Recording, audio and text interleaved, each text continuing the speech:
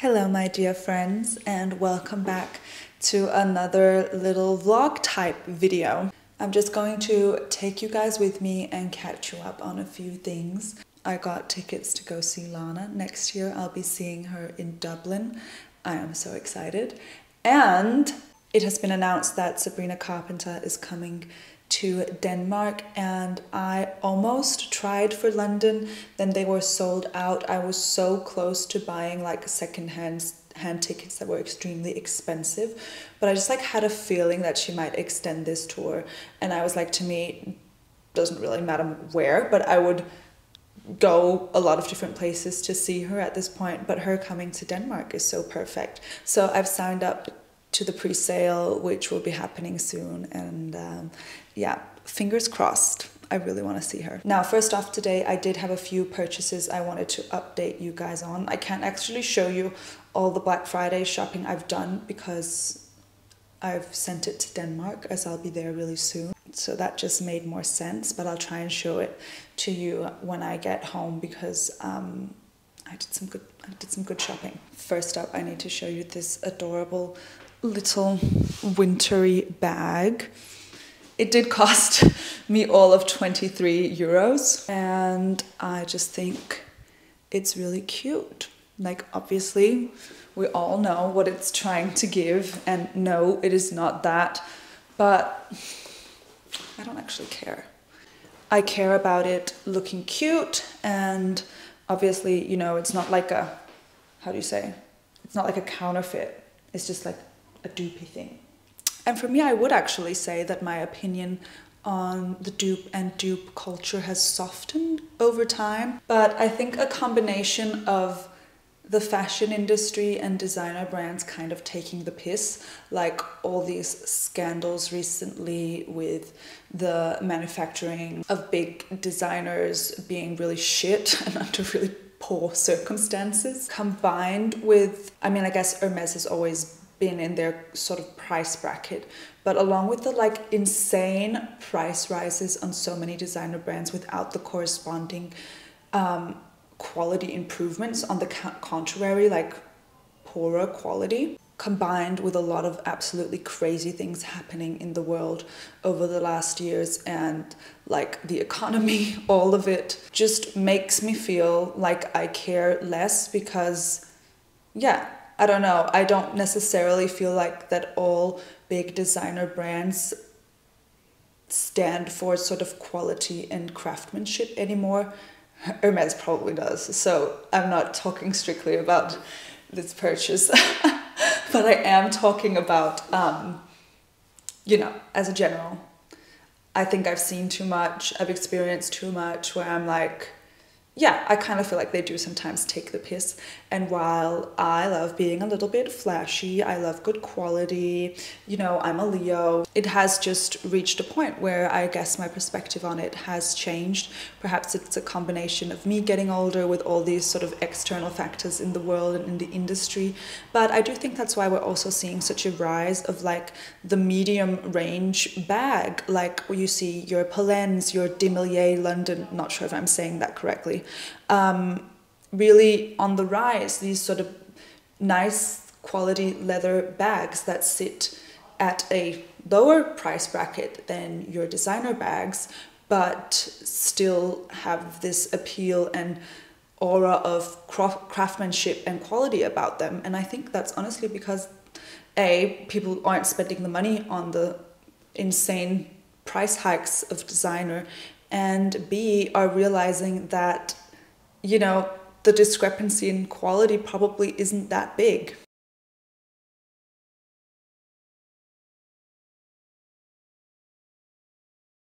Let's be real, making a really, really nice leather handbag can only cost that much, even with the best materials. There's like a limit to it. So after a certain amount, you're just paying for branding, no matter where you get it from. And unfortunately, it isn't always so that the more you pay, the better the quality or the better the manufacturing process. That's a bit of a tangent, but that has been playing on my mind for a little while. But anyway, I saw this bag. I thought it was really cute. It's from a store in Lisbon, in the city center, called Coconut Pink. And guys, this store is like, I don't know how to describe it. It's pink, it's a bit plasticky, but it is fun. I like that store. And that also got me reflecting, okay, she's reflecting today, on sort of not limiting your approach to fashion and style to a certain type of shop. Do you know what I mean? And, you know, kind of having the consciousness of, I don't know how to say this because I don't want to be mean, but essentially what I'm trying to say is that kind of store amongst a certain group of people would probably be considered a little bit tacky or trashy. Me personally, I don't care, but it's about holding the awareness of how certain things or brands are perceived, along with holding the awareness that none of it actually matters. And at the end of the day, if you're trying to curate a look or aesthetic, you essentially end up limiting yourself if you're like, I can only shop at these like really cool indie stores. And obviously if you have like more ethical or moral reasons, for example, for only shopping vintage, only shopping sustainable, that's different.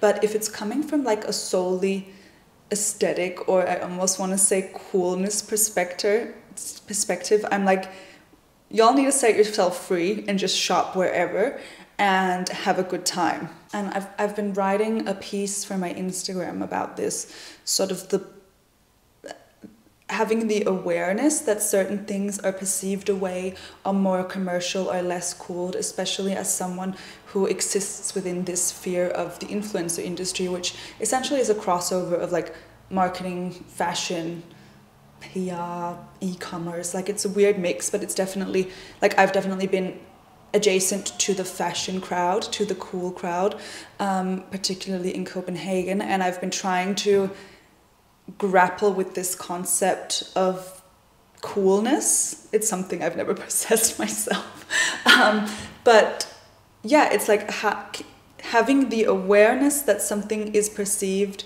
in an uncool light for some people, yet proceeding anyway, because ultimately it does not matter. What matters is your own personal expression and what you think is fun.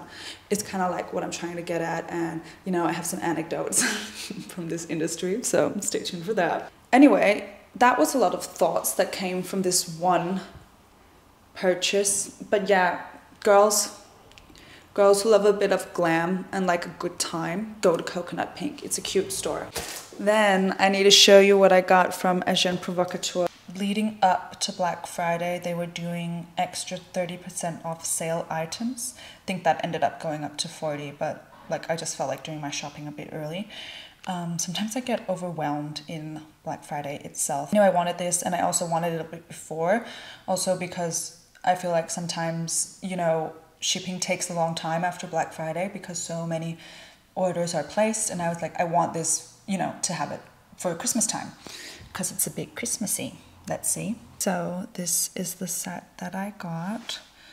I think it's called the Jace or the Joyce. I can't remember right now. It's in a heap of different colors, but this is just the color of the season, a color I've been obsessed with for winter for a few years now. I think I bought a pair of boots this color.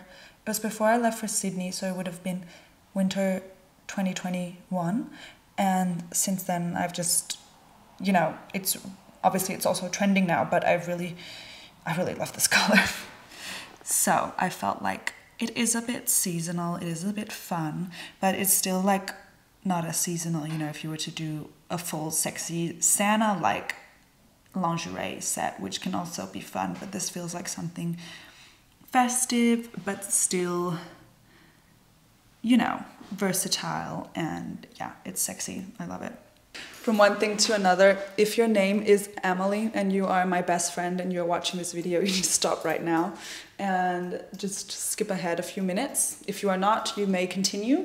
Emily and I are going to see Wicked when I'm home.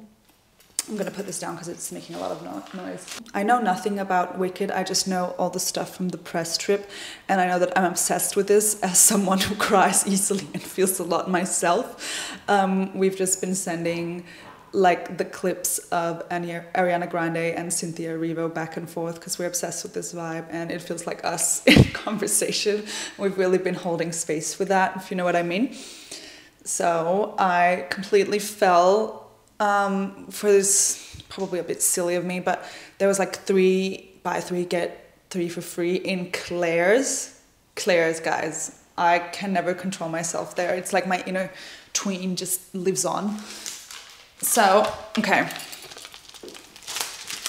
This is for me and Emily when we go and see Wicked. We will have these friendship necklaces. Then I bought a hair clip for us each. I'm not sure how I will divide them. I think this might be more me and this is more Emily, probably. Very cutesy. I just got these scrunchies and I got some other bits and bobs from Claire's that I just needed for the rest. But yeah, I felt like I needed these Glinda scrunchies in my life. And look at that one, it says she's good. So adorable. So that was the shopping update. I'm now going to get ready to go to the city. Lunch date with myself. And then I'm having a facial. Doesn't that just sound fabulous? So there's terrible light here, but I'm just in a t-shirt and jeans, as you saw before, and I'm deciding if I do a little jacket or if we do a sweater. Okay, so I actually think I'm going to wear both because it is cooler than I first anticipated. And Max suggested it. And Max suggested it.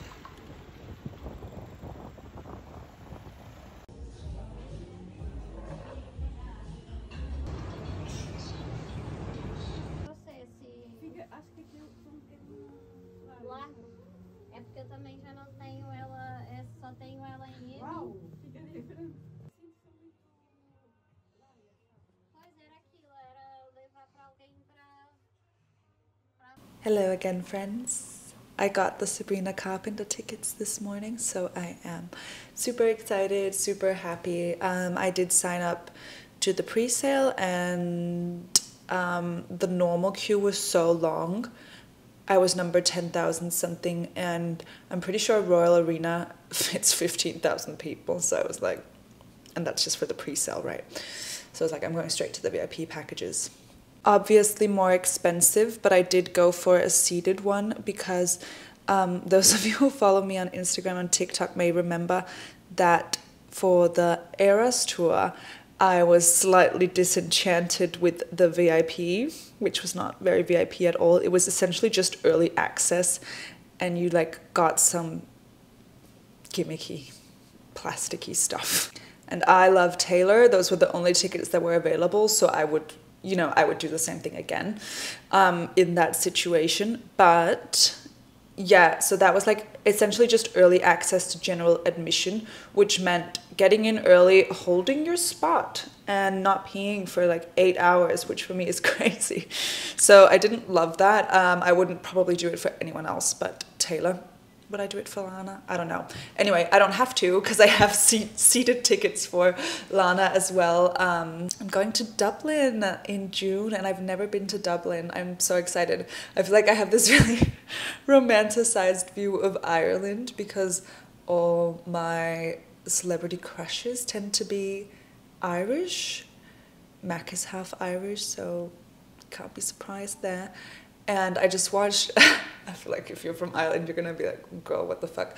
I just watched Irish Wish, the Lindsay Lohan movie, and it was so cute and made me want to go to Ireland. Anyway, yeah, so Anna and I are going to see Sabrina, yay! So also the other day where I left you guys off, I went to have my facial, which was quite good. My skin has been feeling snatched, and I ended up going back to Coconut Pink because I passed it on my way. So I thought I could show you, like this is the store I was talking about. I did get a headache from being in there. I had a headache for about 20 minutes because it's like, it's very perfumed. It's very warm. Weirdly in the changing rooms, both times I've had this like really synthetic kind of air conditioned overheating situation in there. The staff are really lovely. Everything is pink. It's cute. It's glam. It's a little plasticky. But yeah, just saying, I did leave with a headache, but I did also leave with a cute dress. So it's worth it, isn't it? How much the camera's picking up, but it's essentially like a Oh yeah, that needs a wash. I can smell the perfume. It's like a maxi cable knit situation. I might try and show it to you later in the video because I'm actually going to throw this in the wash right now. What I really wanted was the fur coat, faux fur coat that I tried on, but they only had it in, what I was wearing there was a large, extra large, and it was just too bulky on me. But if they'd had even like, I would probably have done a medium large because it obviously ran small. It was actually fine over the shoulders, so yeah, they definitely ran small. But yeah, I almost like did it anyway because I really rated that faux fur coat. I could just tell like this is quite a good looking faux fur coat. I have some more sort of fancy faux fur coat. This is like a tongue twister. Faux fur coats back in Denmark, and that to me looked, I mean, maybe the lining you could tell it was a little bit cheaper, but the faux fur itself was super nice. So anyway, I rated that but didn't get it because the fit wasn't just right, and things need to be just right even if they are a bargain. Okay, my darling, so you are off the mic. I'm hoping the sound is all right because there is noise around, but I do need to be hands-free because I am baking, if you can call it that. So when I was showing you guys that coconut pink bag, so essentially the other day when I went to do that, I went on to the shops on my way back after my facial, and one of the ingredients I needed was feta. And then when I looked in the fridge later to cook, I was like, I know I bought feta. Why is it not like in the fridge? And it turns out it's just been lying in that bag. So yeah, unfortunately that is gonna have to go. So we got our content done and I did my admin. And now I just wanted to make these little healthy treaties for the afternoon because I'm having a bit of a sugar craving and just kind of trying my best with the caffeine, especially the caffeine combined with the sugar.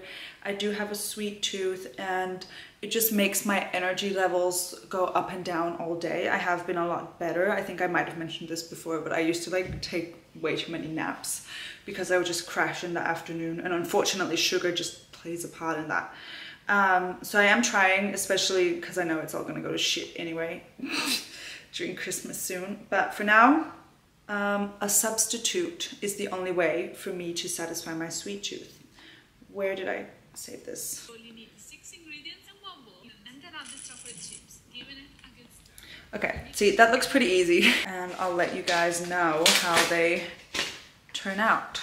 The reason I'm making this, and I'm so keen to make it too, is I got a food processor, anyway, one of those things on Black Friday. I've never had one of them before, and now I just want to use it for everything because it's so smart, especially for those kind of little healthy treats. I did make another recipe I had saved.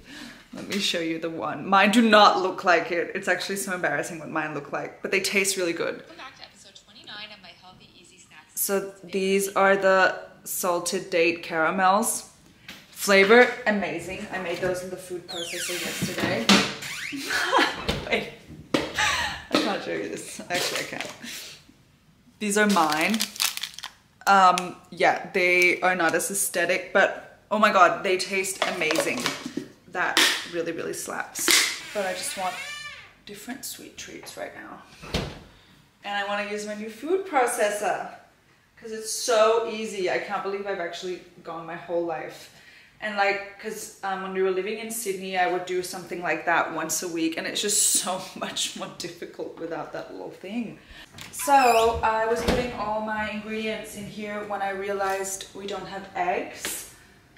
Mac is at the gym and shops though, so he will get them and I will get back to this. Okay, we did it. They're in. I did just want to show you this really pretty evening sky we're having.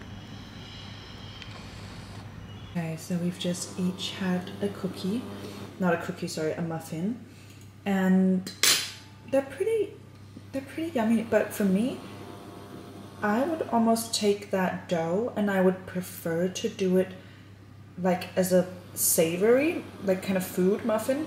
In Danish we say muffin. I don't know if that's a thing, but like I would do little bits of ham and cheese and oregano, because that to me is what the dough is lending itself more to. And also I really rate that kind of muffin actually. I want to make that. Guys, so I am only about 20 minutes into Christmas at the Castle, I think it's called. This Christmassy movie with Brooke Shields. And I've already cried.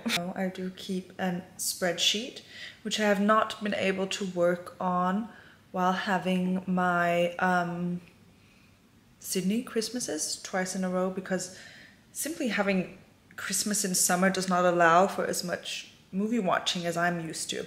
But we're back in the Northern Hemisphere, and as such, it is winter and it is Christmas, and it is Christmas. Yeah, the list is not as long as I would like. I had to rewatch, like this year I've rewatched some Christmas Prince. Wait, I put those in there because they were missing.